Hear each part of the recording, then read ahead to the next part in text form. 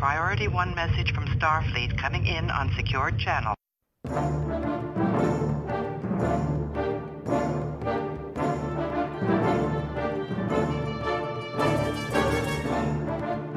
You are listening to the TrekRanks podcast, a member of the Tricorder Transmissions Podcast Network. This is episode 59, featuring the top 5 series doctors. Welcome, Star Trek fans. I am Jim Morehouse, and I am the host of the TrekRanks podcast. And tonight, we're doing our top 5 series doctors, not bricklayers, not moon shuttle conductors, not doorstops. This week, we are stepping into sickbay, and we're loading up our hypospray with our top 5 Star Trek series doctors. So we've done this in the past. Tonight shows a little bit of a format change for us. We're going to do one of our kind of finite topics where there are only 6 possible choices when you're ranking your top 5 doctors on Trek.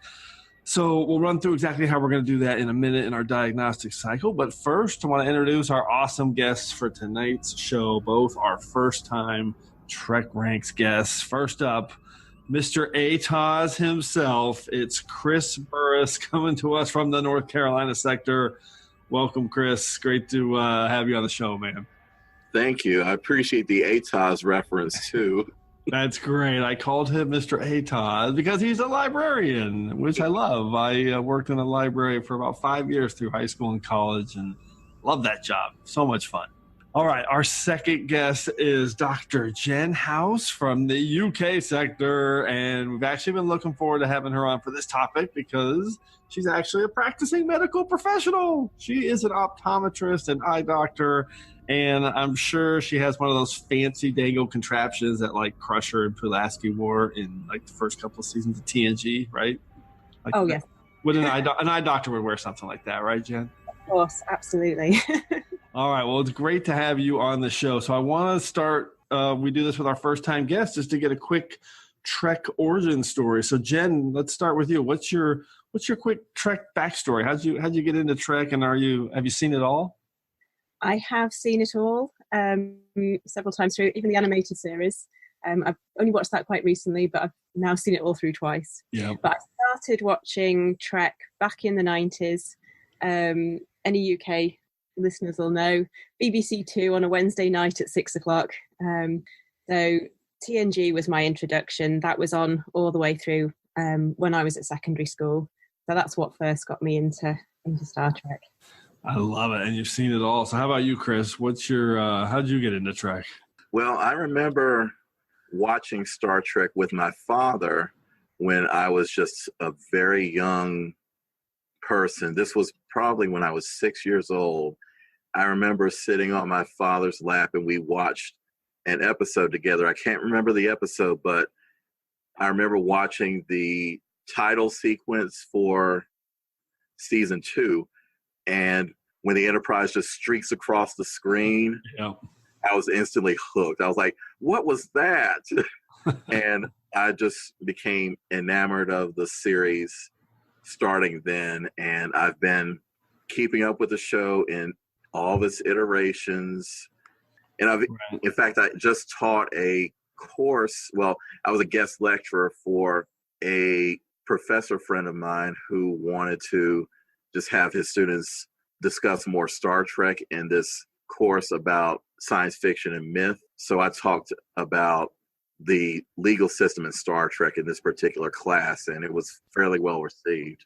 Oh, that's awesome. We did our top 5 courtroom showdowns about 10 episodes ago or so. So there's a lot to talk about there for sure. So, all right, you're like a OG Trekkie like myself who was introduced with the original series and all the way through. I love it. That is fantastic. Mm-hmm.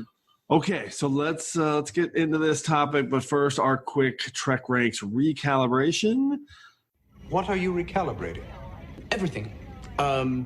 It's a sweeping, a recalibration of all systems. As regular listeners will know, general order number 1 here at TrekRanks is that we love Trek and we love to rank Trek via some deep dive topics just to get the conversation started. But what is that Vulcan motto? Infinite diversity. In infinite combinations. And what is diversity, but a celebration of differences. And as T'Pol and Dr. Phlox just said, our mantra here at TrekRanks is no wrong answers. TrekRanks is basically just a celebration of differences. So we love it all, from TOS to TNG, straight through to Enterprise and the Kelvin timeline, and now Discovery as well. It's all fair game here on the TrekRanks podcast. And before we jump into our level 1 diagnostic, let's just quickly power up the Argus array so everyone knows exactly how they can hail us. Open hailing frequencies. Hailing frequencies open. On viewer. For TrekRanks, as you might expect, you can check us out on the Net Access interface at TrekRanks.com, and you can contact me directly on Twitter at TrekRanks or at Enterprise Extra, and you can also call and leave us a message with your own picks at 609-512-LLAP. That's 609-512-5527. So to wrap it up, Jen and Chris, why don't you guys let everyone know how they can get a hold of you to talk some Trek? Jen?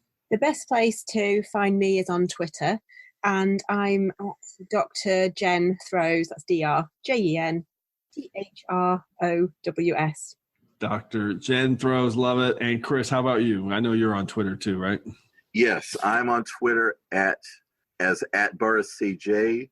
So at BURRISCJ, and that's how you can find me.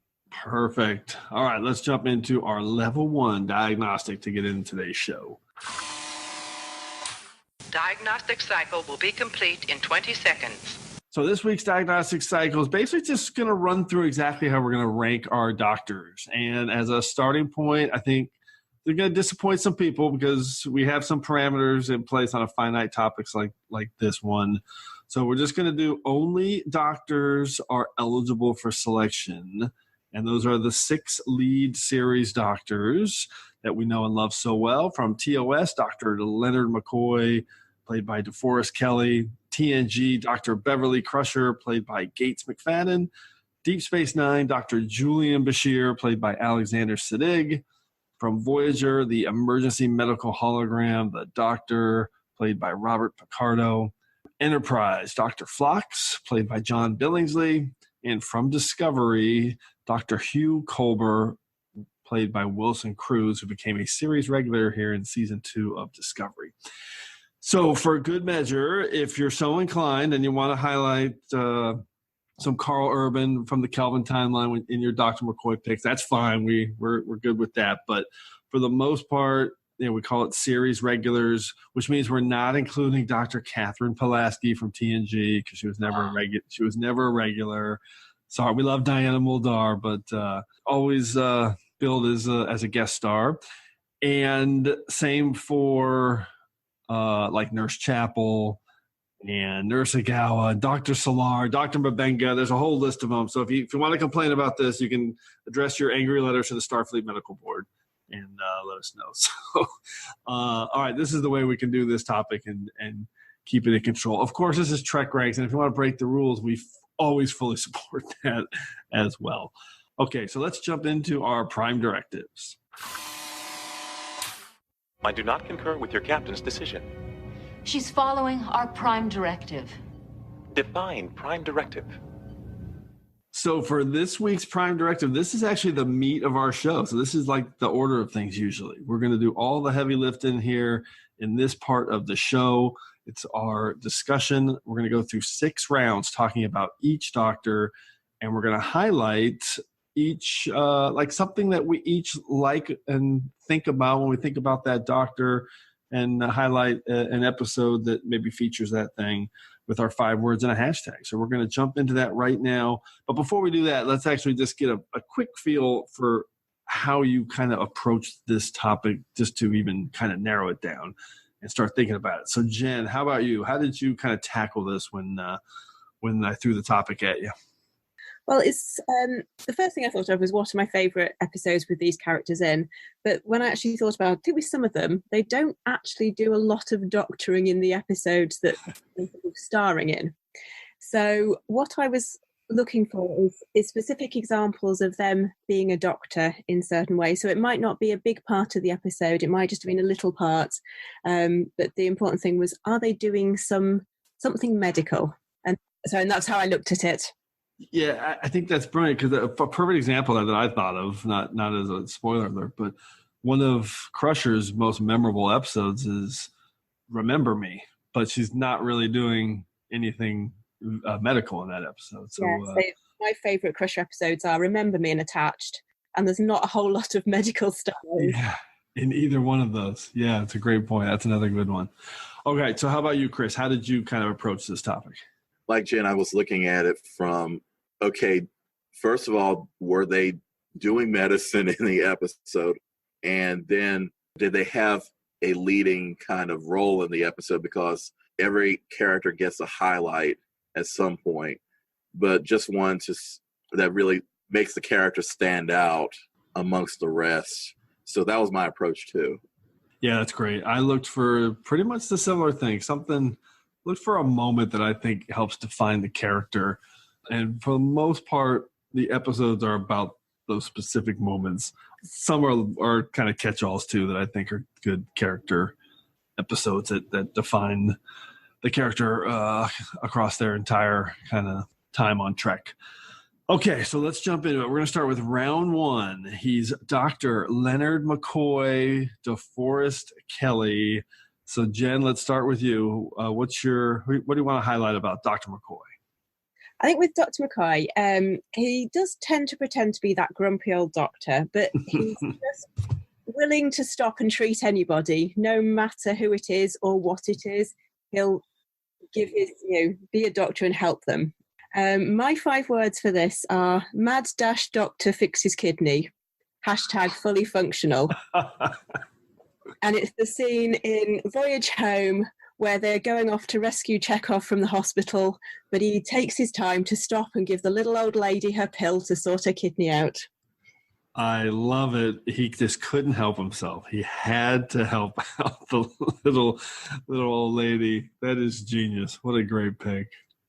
So funny. So, Chris, what's your take on this pick? I love it. I would also have to highlight Dr. McCoy's cantankerous nature. And he was just a professional, but he just seemed like the most human person, 20th century human person in the midst of this fantastic 23rd century world that he was a part of. And he just felt like such a fish out of water. Like he hated the transporter.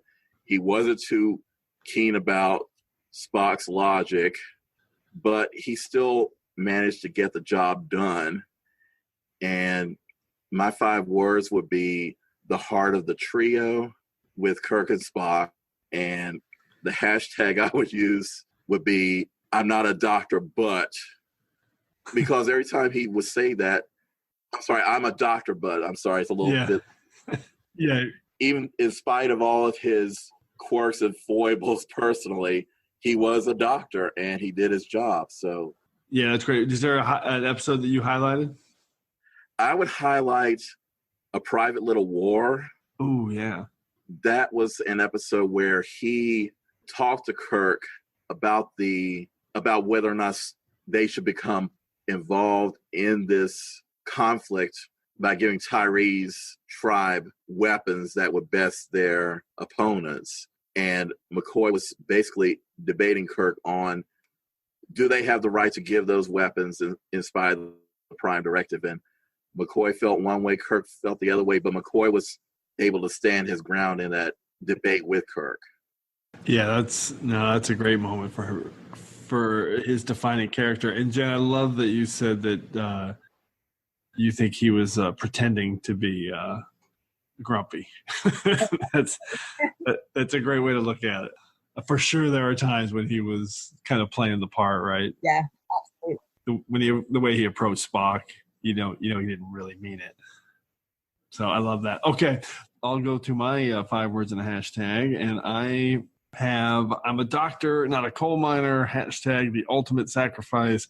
And I picked the episode, The Empath, from TOS Season 3, because I really think it shows kind of his dedicated nature for that he's always going to be the healer. And if you remember at the end of this one, the Vians show up and say they're going to torture somebody, and Kirk has to pick, he basically incapacitates Kirk and Spock so that they have to pick him.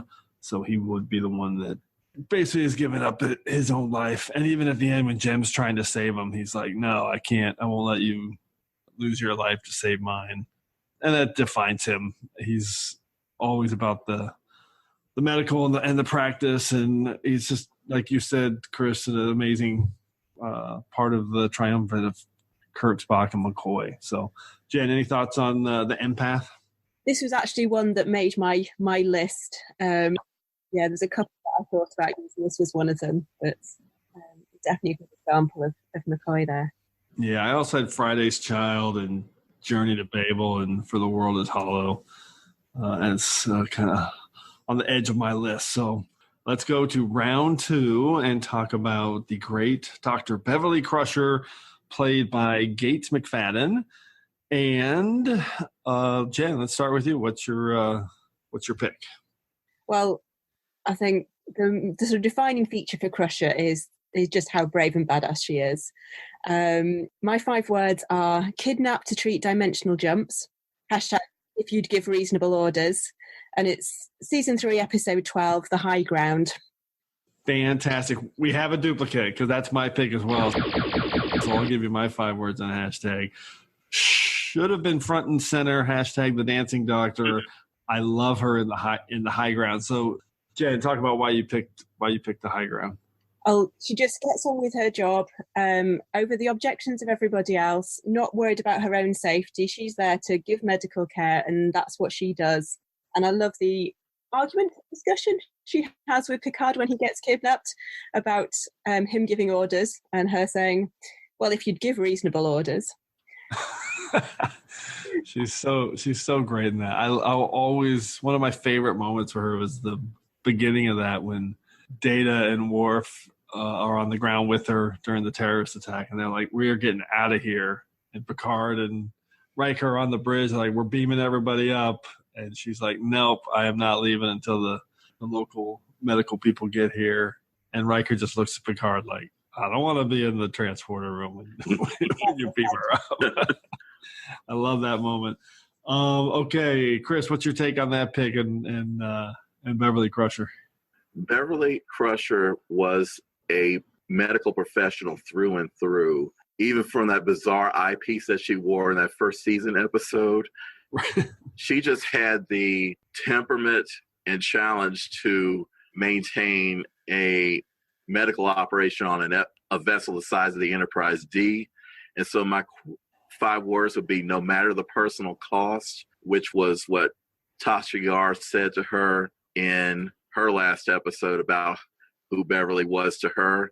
And the hashtag would be more than a doctor, because you saw Beverly not just being a doctor, but when she was serious about, I'm not beaming up and leaving these people behind. But the episode that I was going to pick was Suspicions.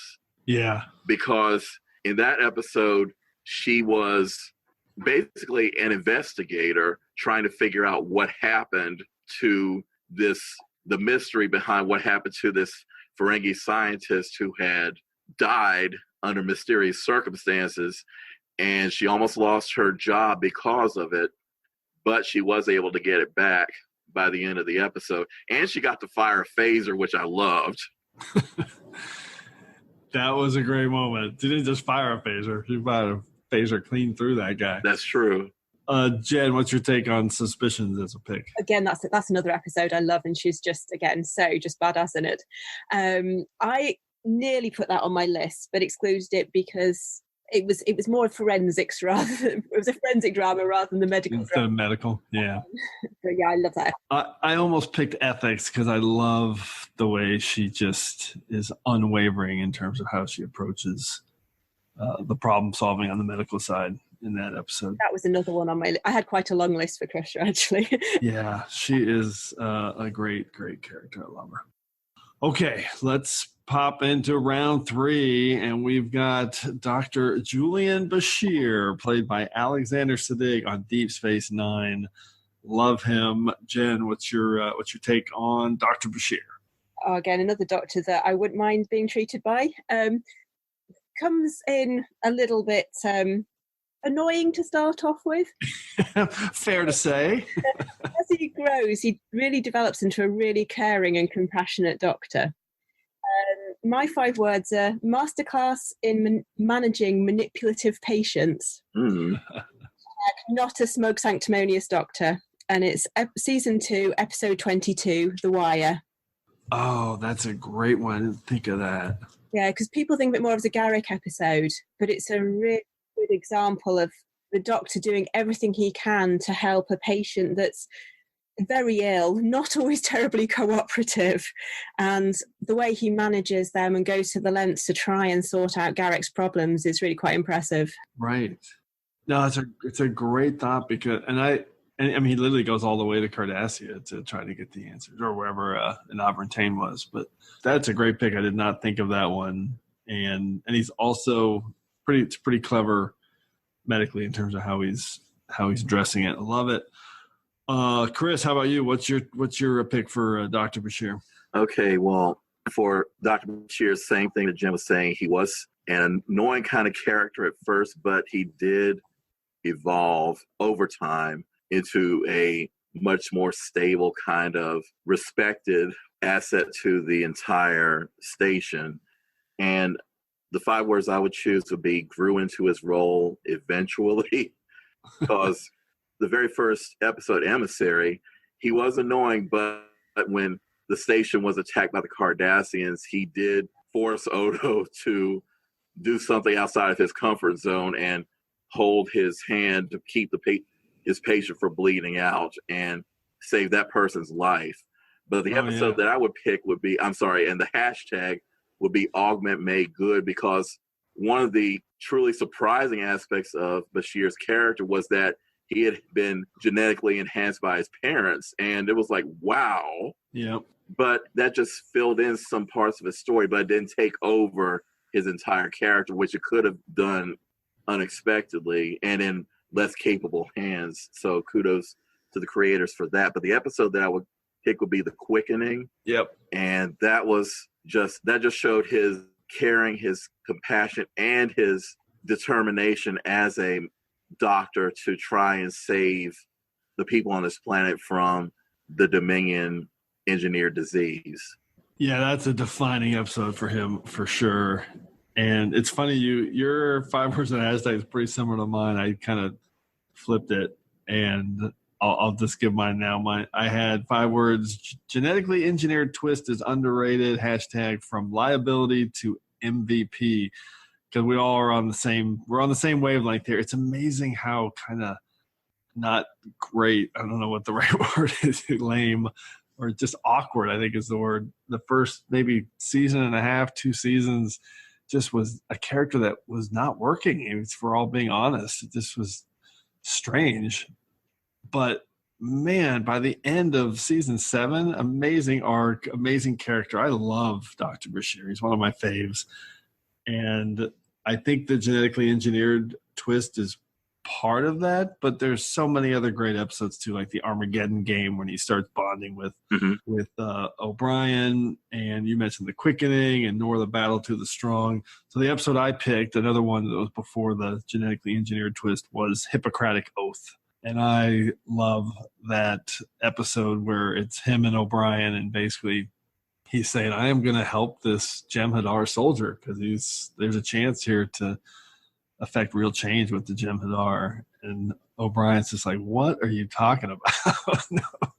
No, you're not. So, and they were in conflict, and Bashir was not going to waver on his medical stance in terms of helping them. So I love that. Jen, what's your take on Hippocratic Oath and or The Quickening? Oh, Hippocratic Oath and The Quickening were both on my possible episodes for that. Yep. So again, they're both really good examples of a doctor that's willing to do what he thinks, go to any lengths to do what he thinks right to treat his patients, whether his patients are victims of the Dominion or Jem'Hadar. If he thinks they need to be treated, he's going to do what he can to do it.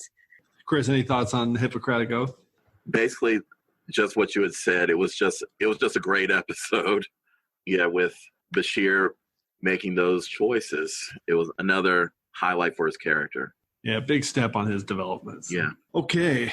we're halfway through. Let's go to round 4 and talk about the emergency medical hologram, the doctor, played by Robert Picardo. So, Jen, please state the nature of the medical emergency.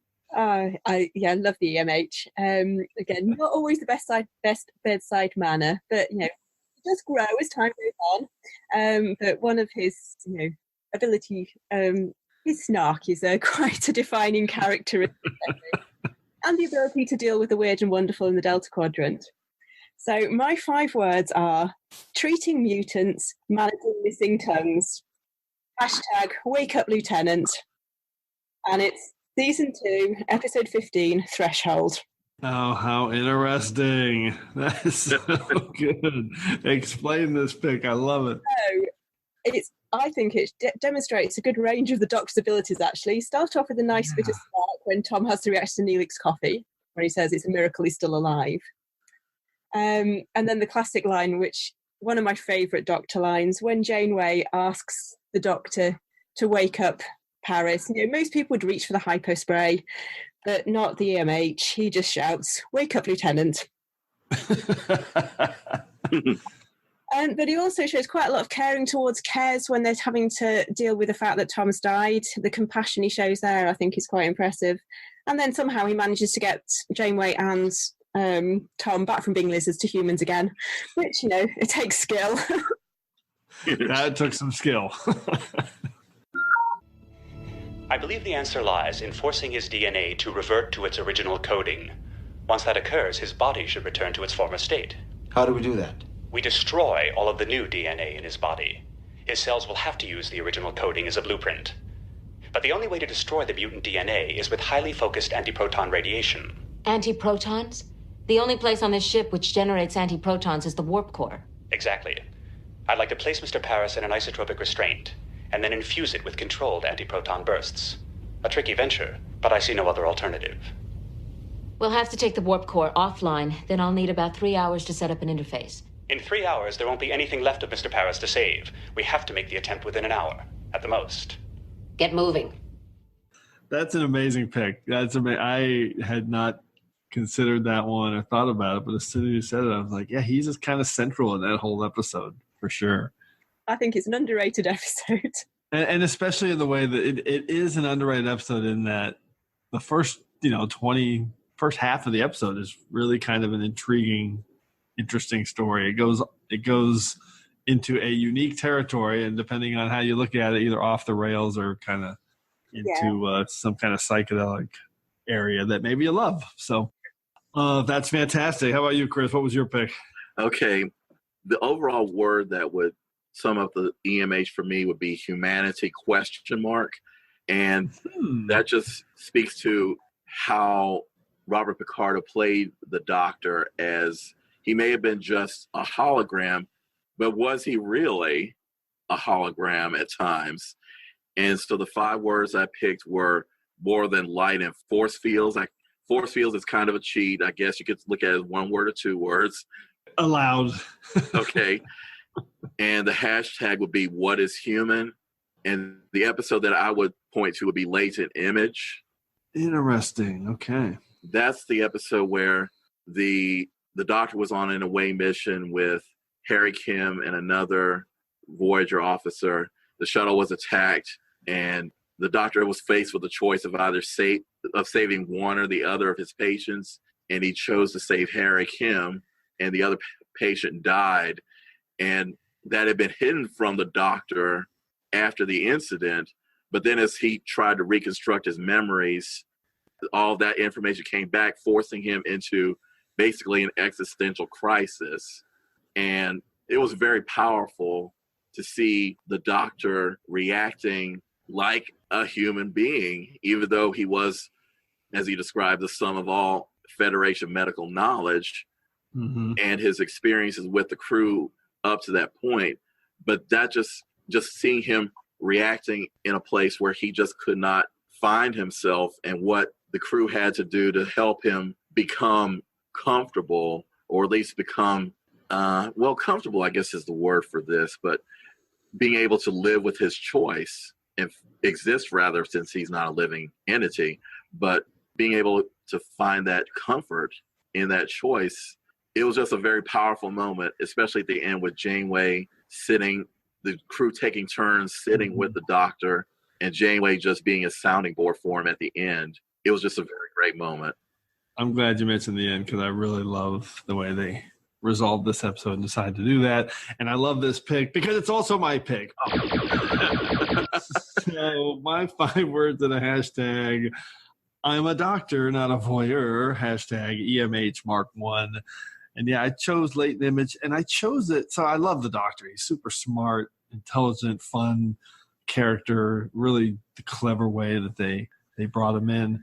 But I like this episode because, and you kind of said this in it, he's the humanity, but I look at it, to me, this is the pros and cons of what it would mean to have a computer program as your doctor, because he has all this incredible medical precision, but he's also very susceptible to the fallacies of that technology and how it can adversely affect him or just not work.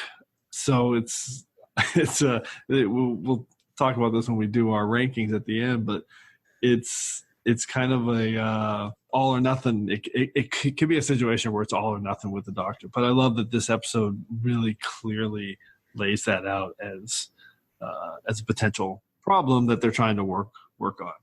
So, Jen, what's your take on Latent Image as a pick? Yeah, I love this episode. This one I never thought of this one, which I need to go back and watch it again. But yeah, it's a really good episode. And yeah, it's that how to make decisions, making ethical decisions and how you manage them and how he copes with it it's a really interesting idea, and it's done really well. So yeah, I'm off to watch that once I finish doing this. Yeah, the way the mystery unfolds is really, really clever. It's a great narrative in this episode. Ton of doctor options to pick up.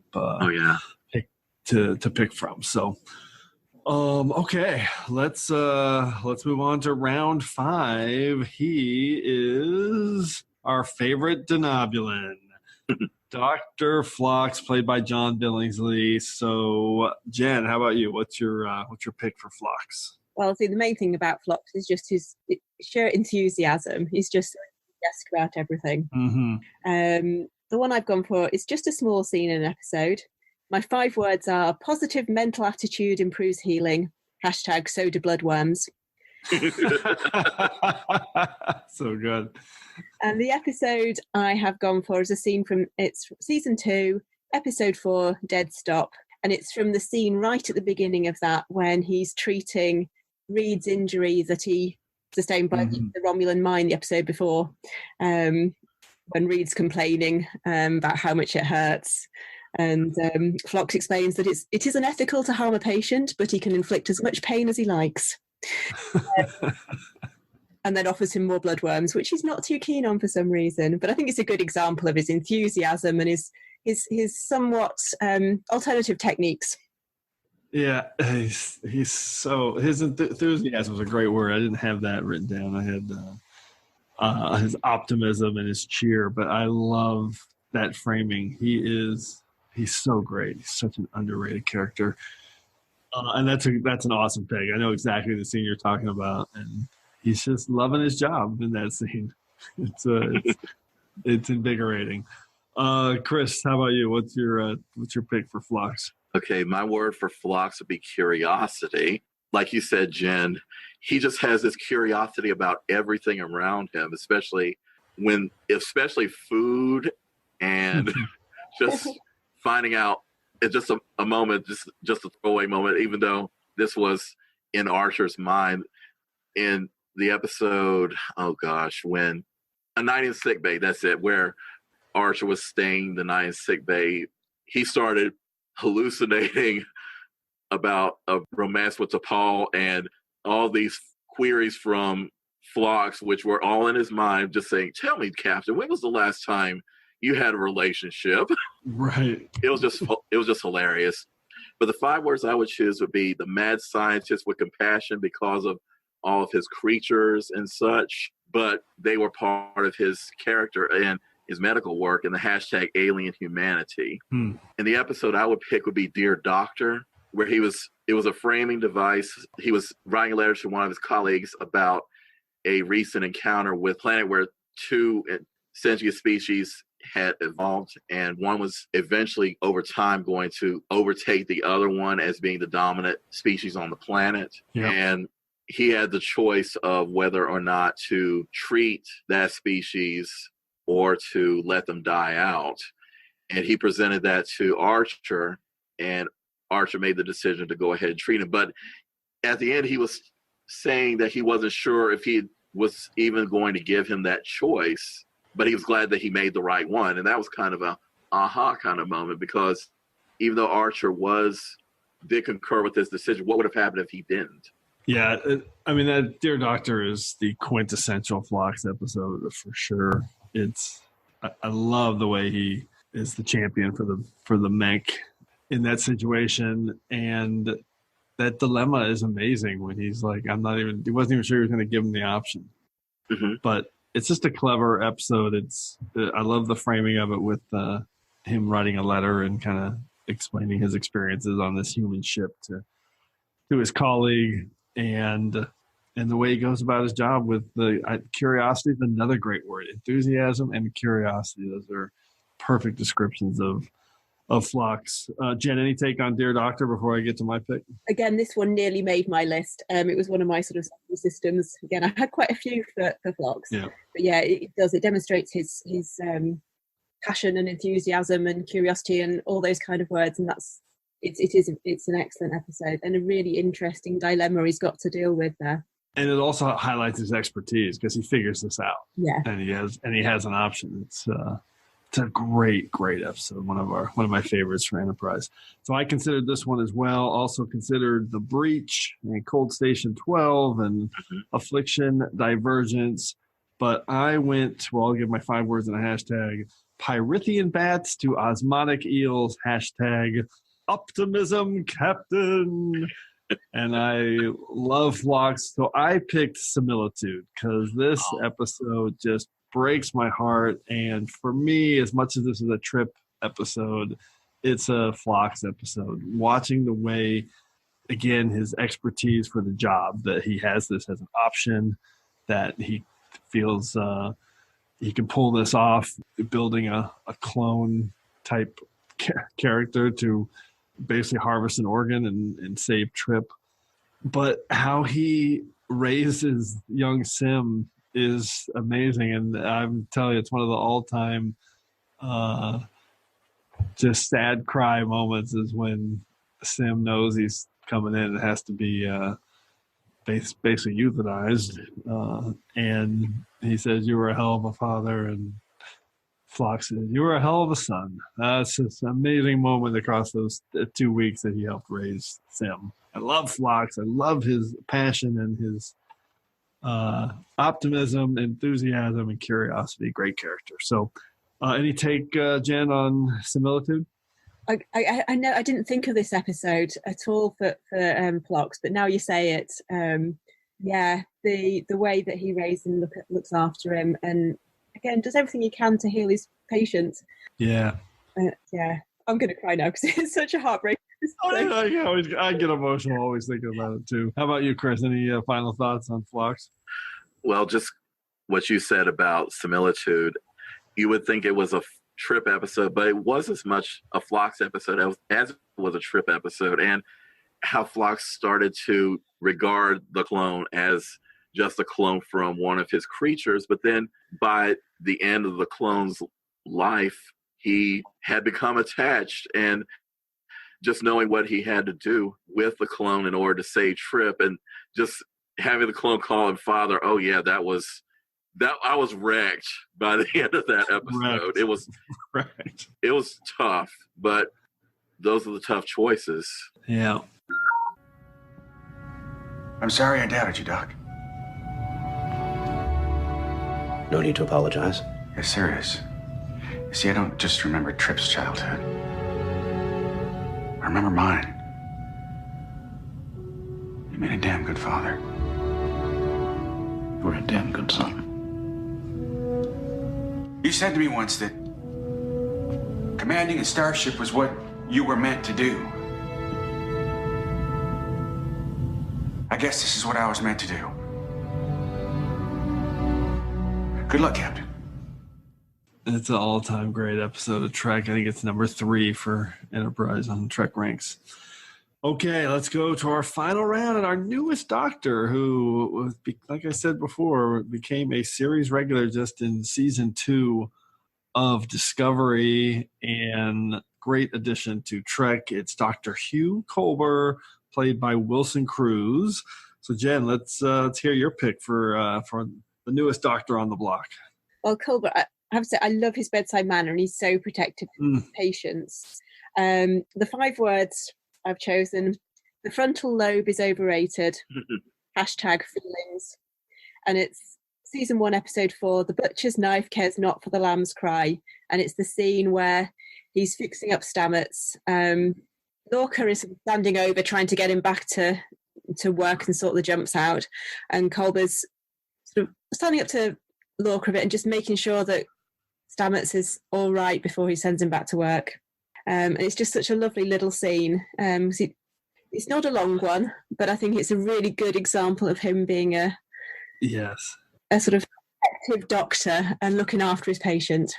And just a good person. I almost picked this scene because I love that he's kind of the first person who's standing up to Lorca and calling him out in this scene for being kind of a warmonger.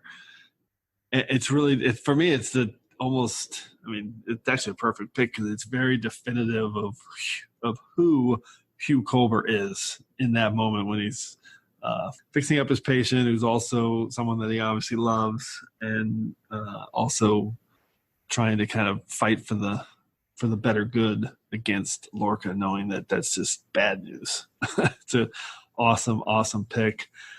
And I love that you said that his bedside manner, it's so good, just the way he speaks to people. And I think I already said this, but it just, you can tell he's a good person. Yeah. It just, I love how that comes through in kind of all of his dialogue. So got the perfect calming voice that if you've got an emergency, you'd love him to tell you what's wrong, because he'll just keep you calm and look after. Absolute truth. Chris, how about you and your take on Dr. Culber? Okay. With Dr. Culber, he was just, in addition to his bedside manner, which was absolutely wonderful. Thanks for pointing that out, Jen. He was on a journey throughout the first 2 seasons after he was killed and then resurrected. And the 5 words I would have for him would be finding his path once again, #second chances. And this was another similar scene with Culber and Stamets, but it's in the episode Such Sweet Sorrow Part 2. Oh. After Stamets had basically fallen into a comatose state, and Culber was saying that he was going to transfer to the Enterprise after the events of the battle, but just seeing Stamets in that state, he couldn't leave him. And after the pain that he had experienced from his resurrection and not knowing quite who he was following that, but just seeing Stamets there just snapped him back to his love for Stamets and caring for him as his patient. That just brought all that back together. So he was able to have a second chance, not just saving Stamets, but saving himself. Yep. I love that. I love the way you kind of started. And I mean, in some ways it's like the understatement of the year that he was on a journey in these 2 seasons, to say the least.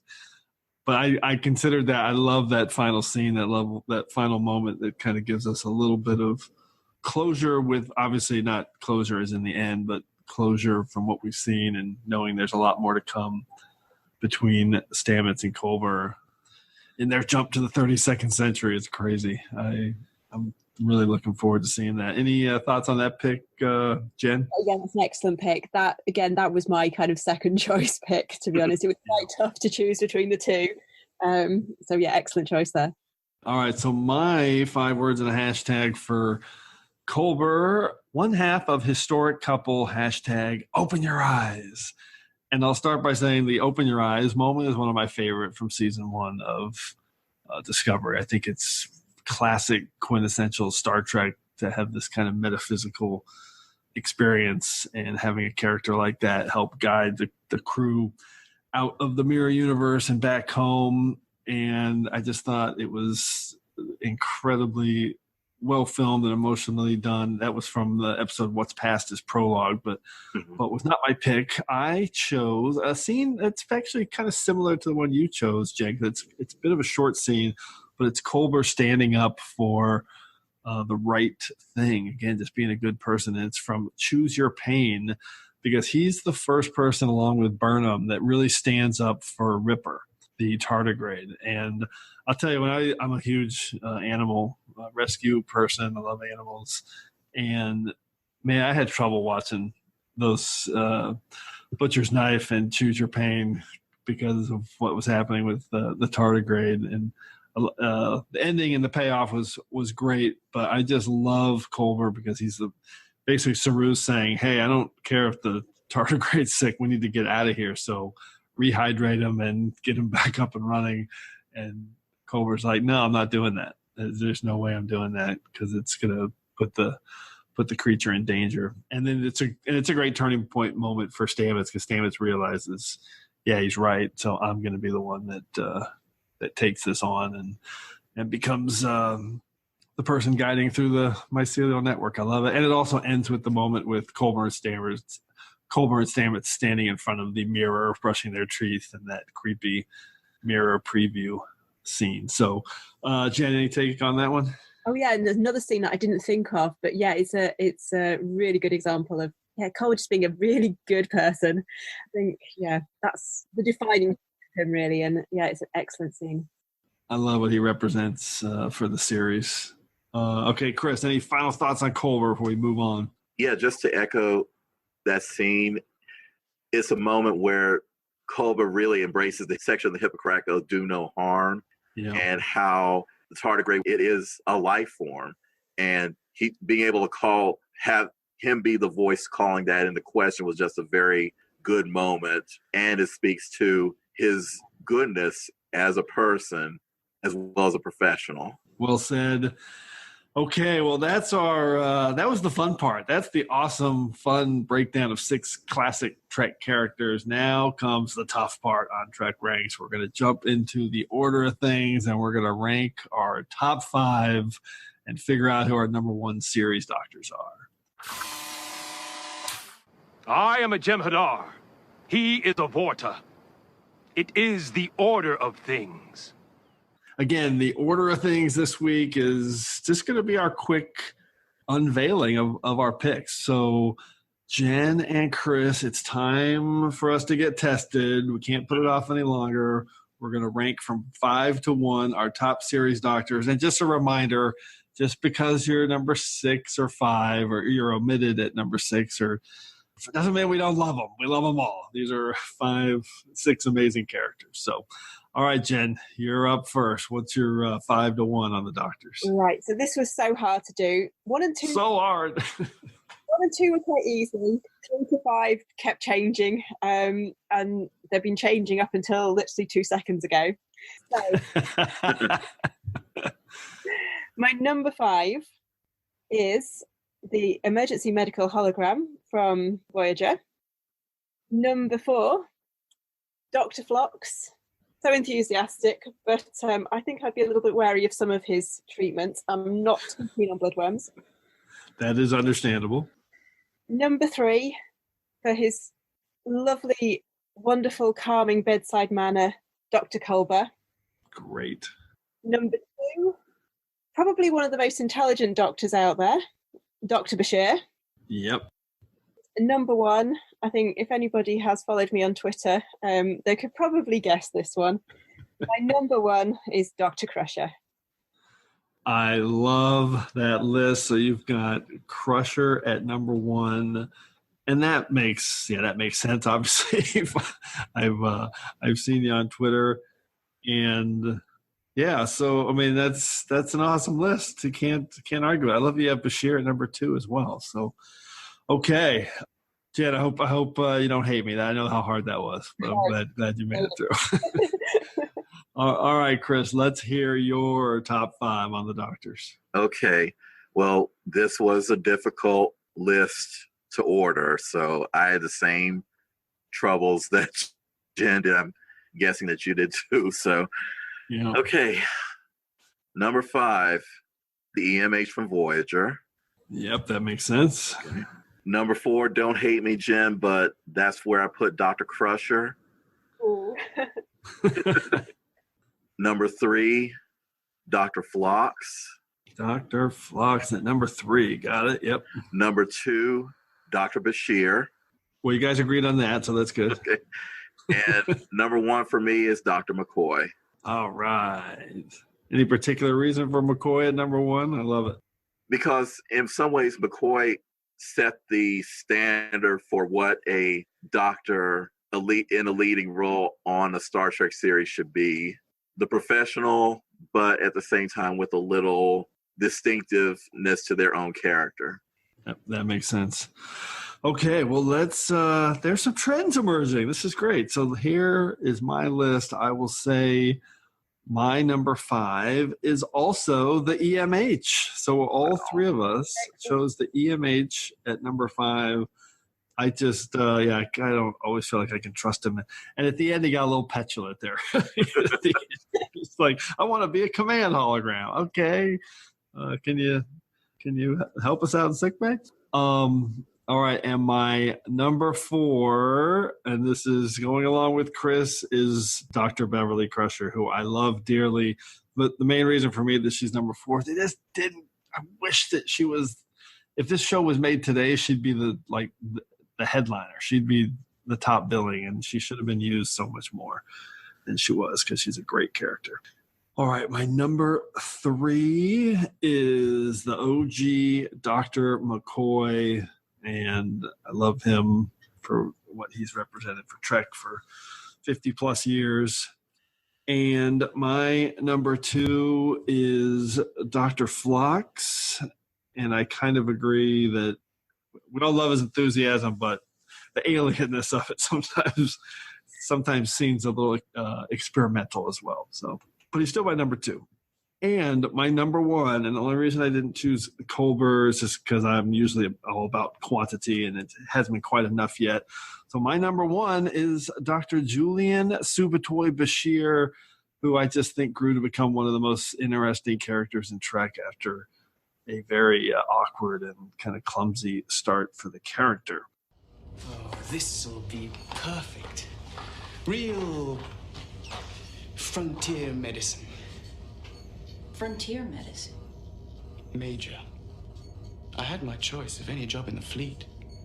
Did you? I didn't want some cushy job or a research grant. I wanted this. The farthest reaches of the galaxy. One of the most remote outposts available. This is where the adventure is. This is where heroes are made. Right here. In the wilderness. This wilderness is my home.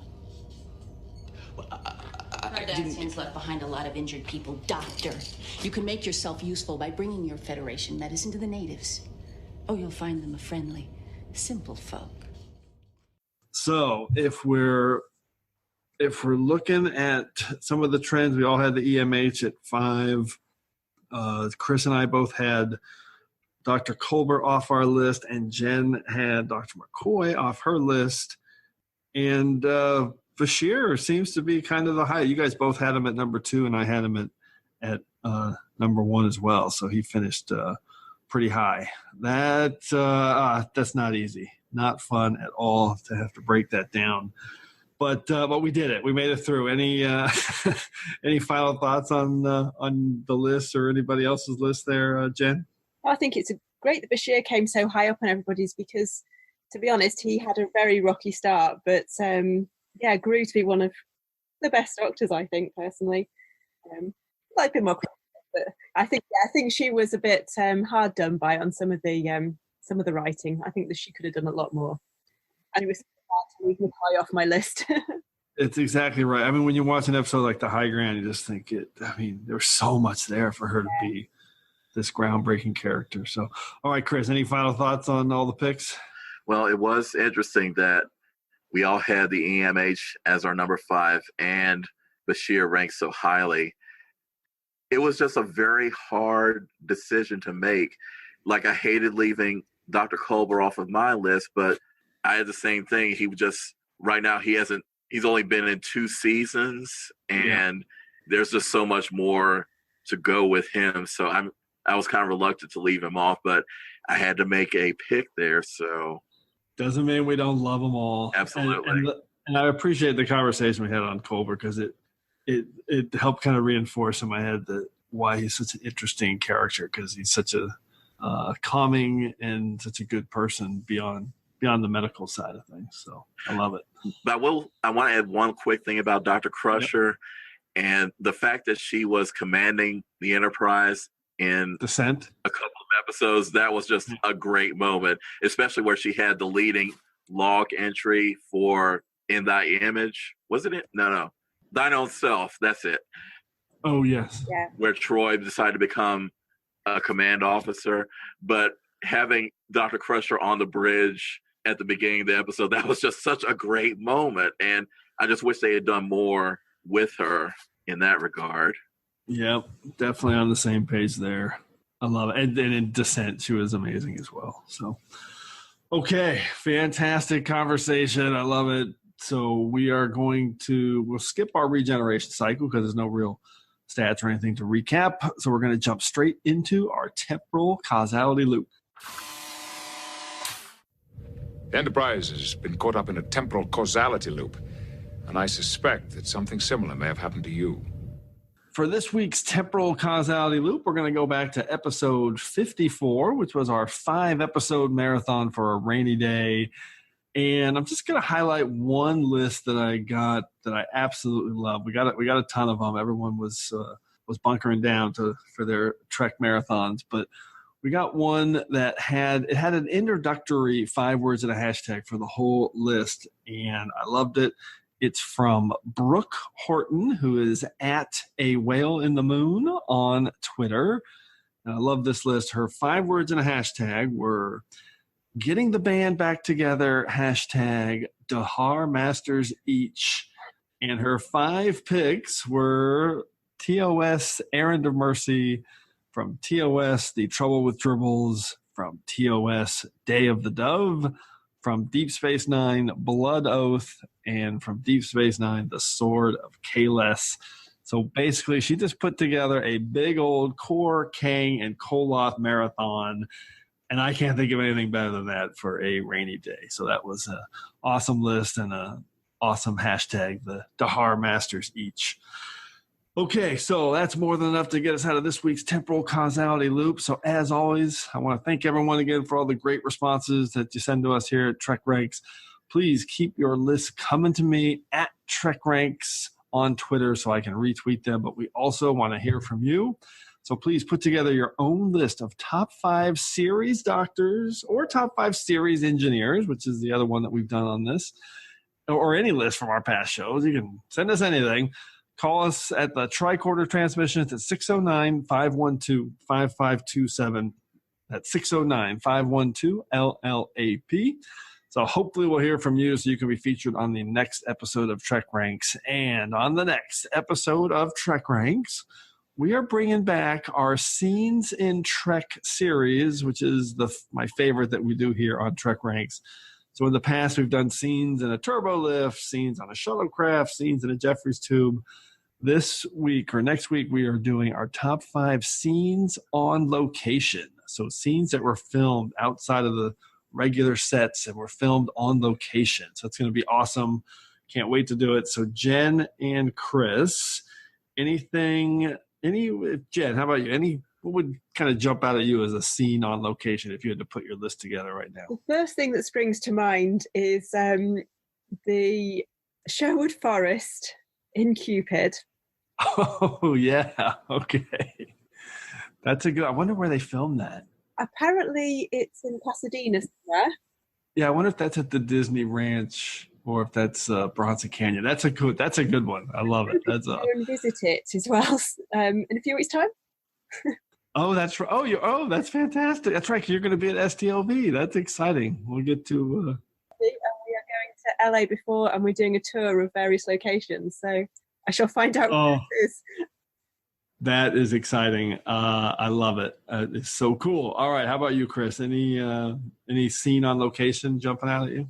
The one episode that comes to mind is Arena with the Vasquez Rocks. Yep, that's a iconic. Yeah, the iconic Kirk versus Bourne episode. So it was just amazing the way they were able to utilize the surroundings as part of the combat between the two characters was just great. Yeah, and used throughout Trek, whether it's the Mintakans or the Voyager, all over the place. I love it.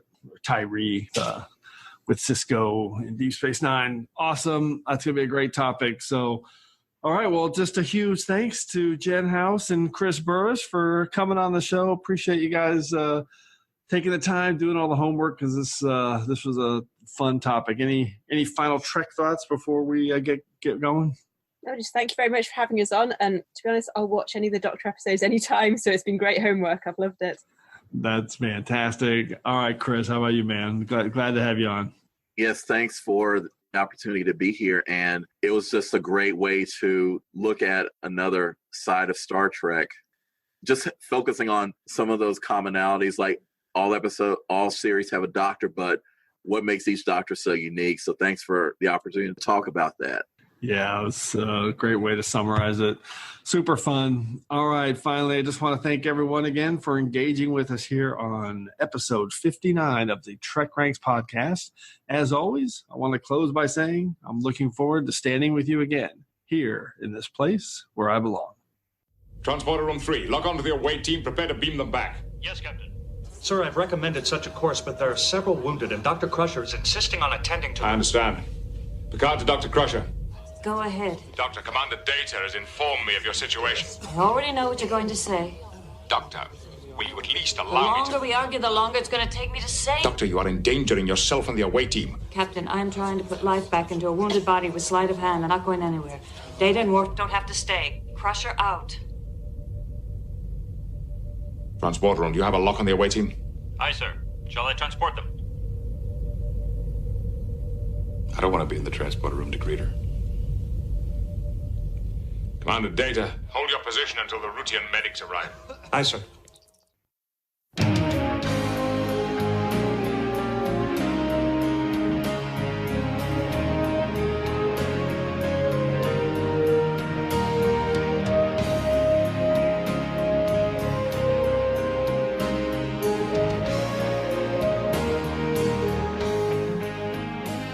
Hi there, thanks again for listening.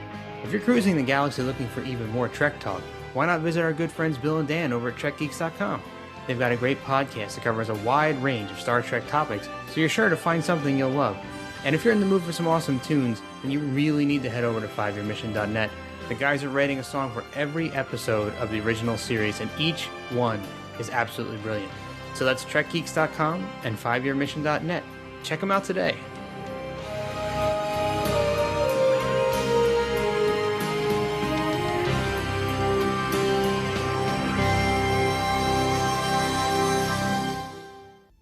Well, this is a new ship, but she's got the right name. Now, you remember that, you hear? I will, sir. You treat her like a lady, and she'll always bring you home.